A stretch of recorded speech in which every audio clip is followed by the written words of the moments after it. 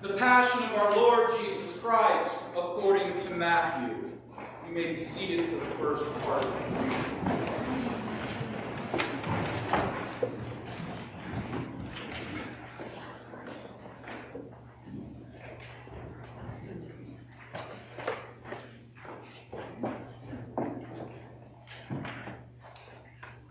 One of the 12, who was called Judas Iscariot, went to the chief priests and said, "What will you give me if I betray him to you?" They paid him 30 pieces of silver, and from that moment he began to look for an opportunity to betray him. On the first day of unleavened bread, the disciples came to Jesus, saying, "Where do you want us to make the preparations for you to eat the Passover?" He said, Go into the city to a certain man and say to him, The teacher says my time is near. I will keep the Passover at your house with my disciples. So the disciples did as Jesus had directed them, and they prepared the Passover.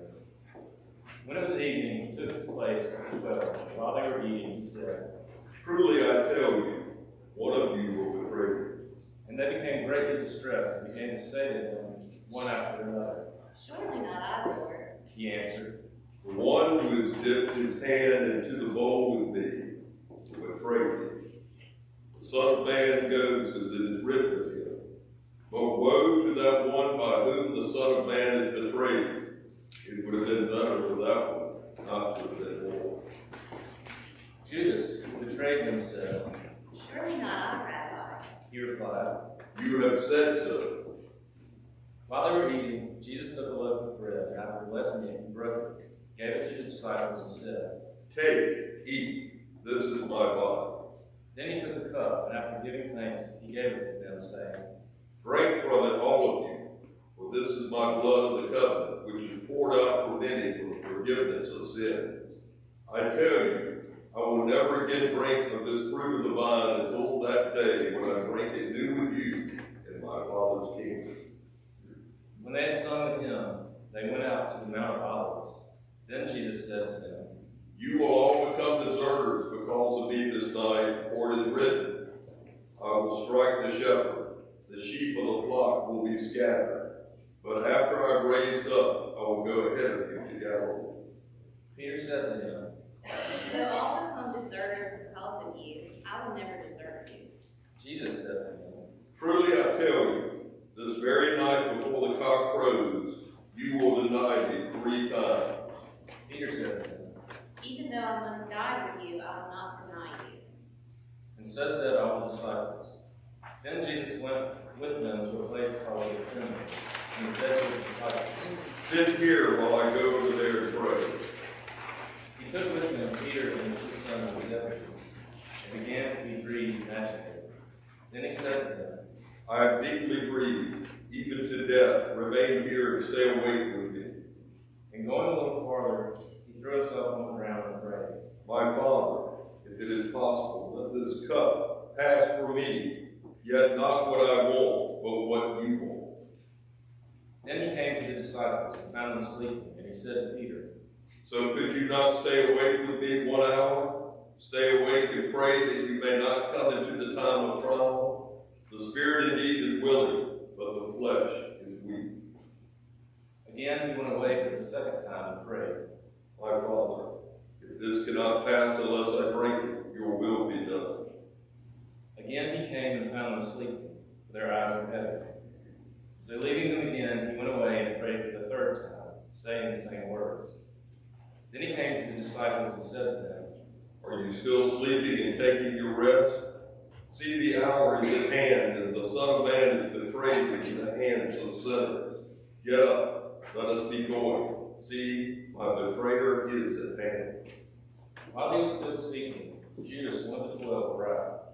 With him was a large crowd with swords and clubs, from the chief priests and the elders of the people. Now the betrayer had given them a sign, saying, "The one I kiss is the man. Arrest him." At once he came up to Jesus and said, "Greetings, Rabbi," and kissed him. Jesus said to him, Friend, do what you are here to do. Then they came and laid hands on Jesus and arrested him. Suddenly one of those with Jesus put his hand on his sword, drew it, and struck the slave of the high priest, cutting off his ear. Then Jesus said to him, Put your sword back into its place, for all who take the sword will perish by the sword. Do you think I cannot appeal to my Father, and he will at once send me more than 12 legions of angels? But how then will the scriptures be fulfilled, which say it must happen in this way?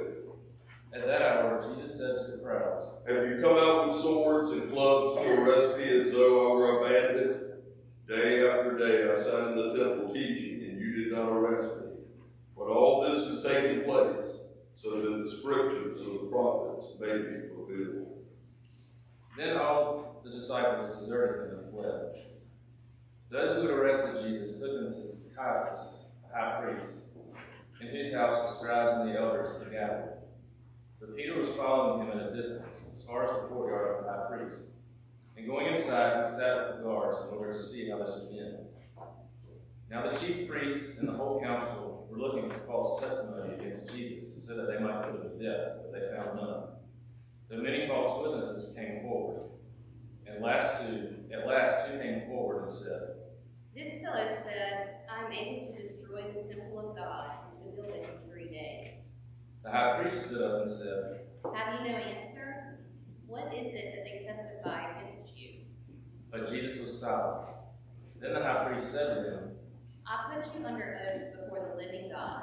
Tell us if you are the Messiah, the Son of God. Jesus said to him, You have said so, but I tell you, from now on you will see the Son of Man seated at the right hand of power and coming on the clouds of heaven. Then the high priest tore his clothes and said, He is blasphemed. Why do we still need witnesses?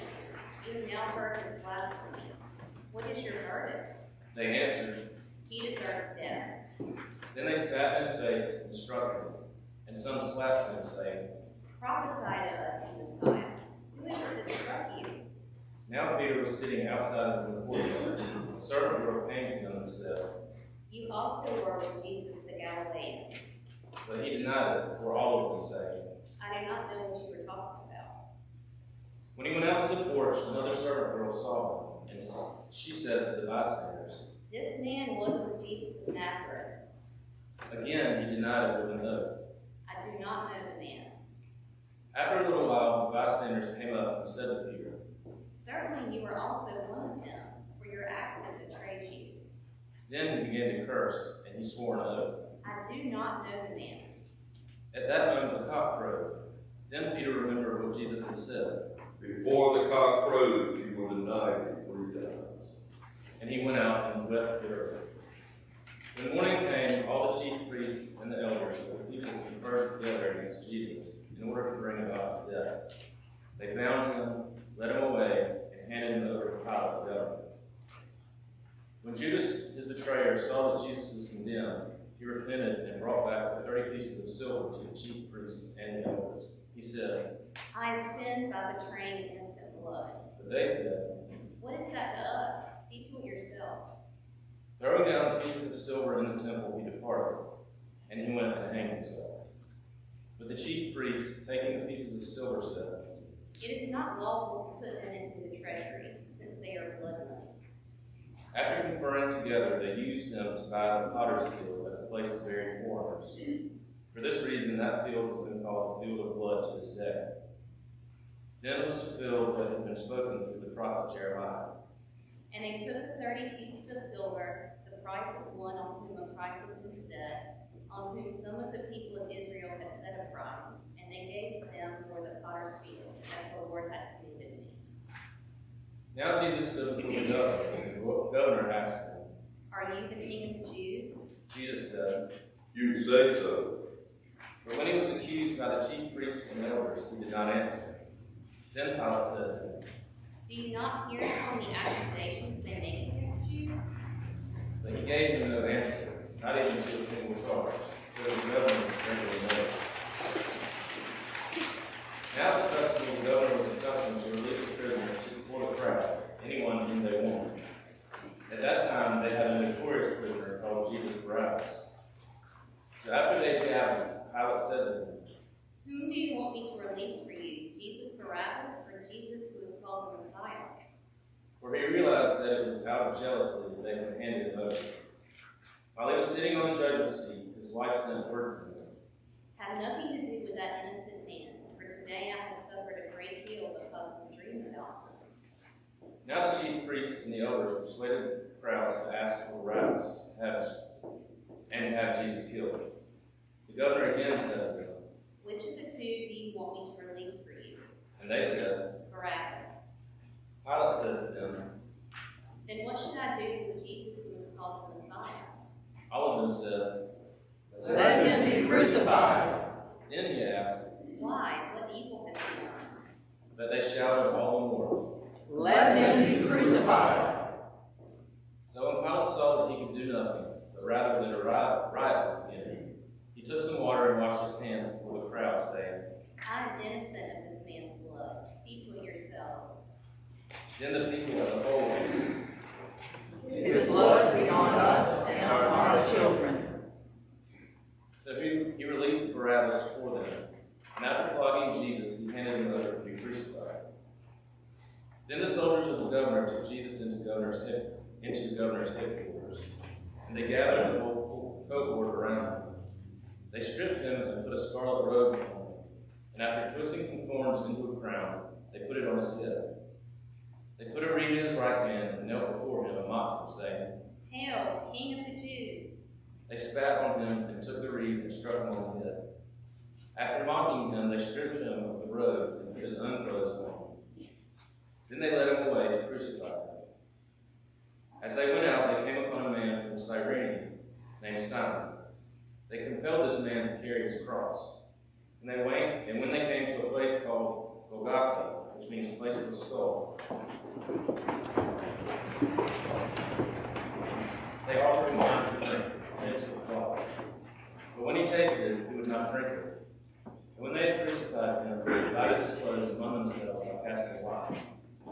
Then they sat down there and kept watch over him. Over his head they put the charge against him, which read, This is Jesus, the King of the Jews. Then two bandits were crucified with him, one on his right and one on his left. Those who passed by derided him, shaking their heads and saying, You who would destroy the temple and build it in 3 days, save yourself. If you are the Son of God, come down from the cross. In the same way, the chief priests also, along with the scribes and elders, were mocking him, saying, He saved others. He cannot save himself. He is the King of Israel. Let him come down from the cross now, and we will believe in him. He trusts in God. Let God deliver him now, if he wants to. For he said, I am God's son. The bandits who were crucified with him also clung in the same way. From noon on, darkness came over the whole land until 3 in the afternoon. And about 3 o'clock, Jesus cried with a loud voice, Eli, Eli, lema sabachthani. that is, My God, why have you forsaken me? when some of the bystanders heard it, they said, This man is calling for Elijah. At once, one of them ran and got a sponge, filled it with sour wine, put it on a stick, and gave it to him to drink. But the others said, Wait, let us see whether Elijah will come to save him. Then Jesus cried again with a loud voice and breathed his last.